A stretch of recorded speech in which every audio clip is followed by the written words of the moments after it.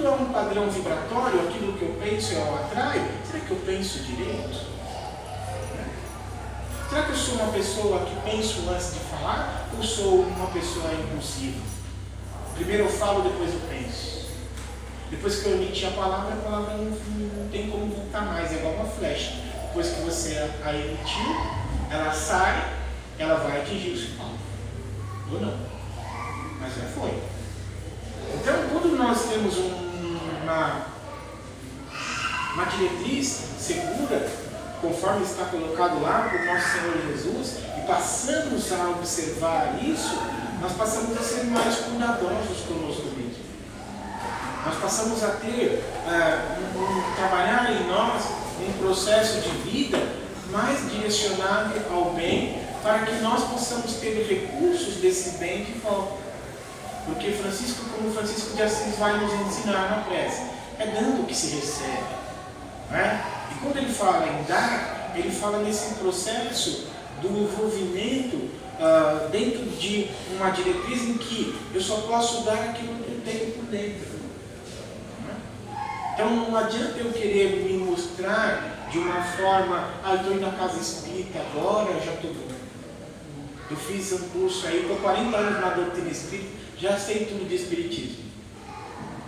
Eu já sou uma pessoa, vamos dizer, espiritualizada. Você é uma pessoa espiritualizada, mas não está cheio de problema. Vira e mexe, você anda aí capengando.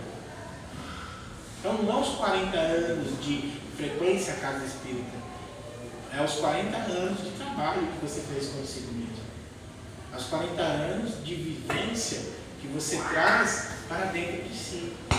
Seguir Jesus não é tão somente nós estarmos dentro de um processo religioso aguardando que Ele faça por nós.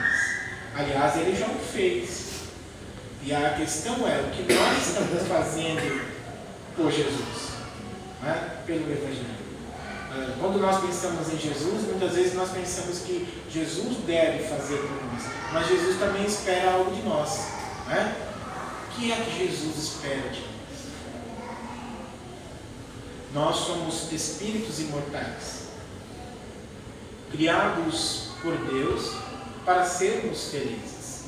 Para isso nos deu o Senhor as encarnações sucessivas. E essas encarnações sucessivas, elas vêm-nos para o trabalho. E poucos de nós conseguem parar por alguns momentos para refletirmos em torno disso, em torno da nossa verdadeira essência e do amor que nós temos que ter por nós. Tanto isso é verdade que nos momentos de maior dificuldade, a primeira coisa que a gente faz, muitas vezes, é entrar em desespero, é entrar em desarmonia, é entrarmos numa situação de descrença em relação ao nosso próprio potencial. E aí nós começamos a tentar encontrar alguém do lado de fora que nos ajude a equilibrar. Não é? Ou nós começamos a procurar o Simão Sirineu que nos ajude a carregar a nossa cruz. Só que o Simão Sirineu ajuda-nos a carregar a nossa cruz. E quando ele quer devolver a nossa cruz, a gente não quer pegar a cruz de volta. A gente quer que ele continue a carregar a nossa cruz. Porque nós criamos uma dependência do Sirineu. E essa dependência do Sirineu nos leva a achar que o mundo deve para nós. E não nós devemos para o mundo. De forma que os nossos problemas eles ficam resolvidos pela metade. E eles são cíclicos. Uma hora nós estamos bem, equilibradinhos, tudo bonitinho, daqui a pouco nós desequilibramos de novo. Por que isso se dá? Por essa dificuldade que nós temos em mergulhar no nosso íntimo e trabalharmos o nosso autoconhecimento. Ou trabalharmos, como diz Joana de Ângeles, o nosso auto-amor. E esse auto-amor é que vai fazer a diferença em nossas vidas. Na Epístola de Pedro, se não me engano, capítulo 4, vai estar colocado que lá que a imensidão de pecados, o amor cobre a imensidão de pecados. pecados. Não é? Pecado é erro, pecado é equívoco. Não é? Pecado é algo que ocorre durante a nossa vida. Em nossas vidas, nós não vamos deixar de errar. Errar faz parte do processo da vida. Não é? Então, nós não podemos achar que nós vamos oferir uma quantidade de conhecimentos e nós não vamos errar mais. Não, nós vamos errar sim. Faz parte do processo evolutivo. Mas nós vamos errar de uma forma diferente, com mais consciência, mais responsáveis, mais objetivando acertos. Não é? Vamos ter mais interesses pelas coisas que são edificantes. Edificante, que eu quero dizer, as coisas que possam ajudar-nos a vivermos melhor, a termos sentimentos melhores, a termos uma mente mais esclarecida e a perdermos esse complexo misticismo, ou entre aspas a palavra misticismo, que muitas vezes nós carregamos, porque nós não pensamos muitas vezes, nós agimos sempre no automatismo, não é?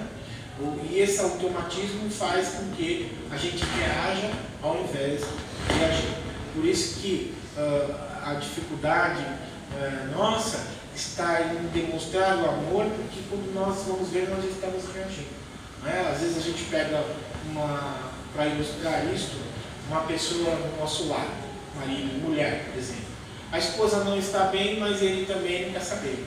Não é? Ela não está bem, mas ela tem que estar bem. Eu cheguei, não é? E ele não pergunta por que ela não está bem. Ao contrário também. Às vezes ele chega do trabalho, chega cansado e ela não pergunta para ele por quê. E ela descarrega todos os problemas que teve no dia, mas não pergunta se ele está bem. Então nós, muitas vezes, invertemos situações, não conseguimos compreender muitas vezes que são nesses pontos em que nós exercitamos o Evangelho na compreensão do outro e achamos que as questões do Evangelho são questões de outro mundo. Né? E na verdade as questões do Evangelho são bem simples.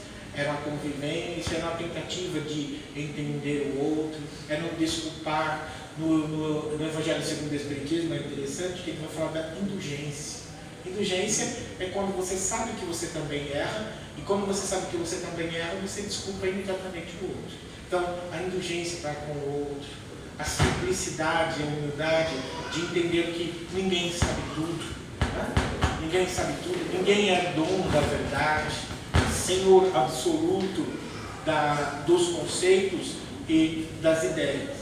Todos nós temos boas ideias, todos nós temos bons pensamentos. Quando eu vejo o outro, eu respeito o outro, eu tento levar para o outro esses conceitos de uma vida que eu carrego comigo, isso é amor. Esse é o amor que Jesus nos chama. Há uma convivência cada vez mais saudável, sem exigência, mas respeitando os limites de cada um. Tudo bem até aqui? Alguma pergunta? Não? Está dando para entender os objetivos do Evangelho, os objetivos do amor e por que a doutrina espírita, na sua estrutura, vem falar desses processos, trazendo conhecimentos em relação a nosso próprio ser, conhecimentos que transcendem o conhecimento que nós temos até hoje. Já conseguimos entender que nós somos um espírito encarnado e que retornaremos ao mundo espiritual depois de um certo tempo, para que possamos, nesse nosso mundo verdadeiro, a casa verdadeira, estarmos em condições cada vez melhores, para logo em seguida iniciarmos uma nova vida. Nós somos espíritos errantes, não é? Errantes porque uma hora nós estamos encarnados, uma hora nós estamos desencarnados. Então, esse processo é o que nós chamamos de erraticidade. Errar é não ter uma situação definida.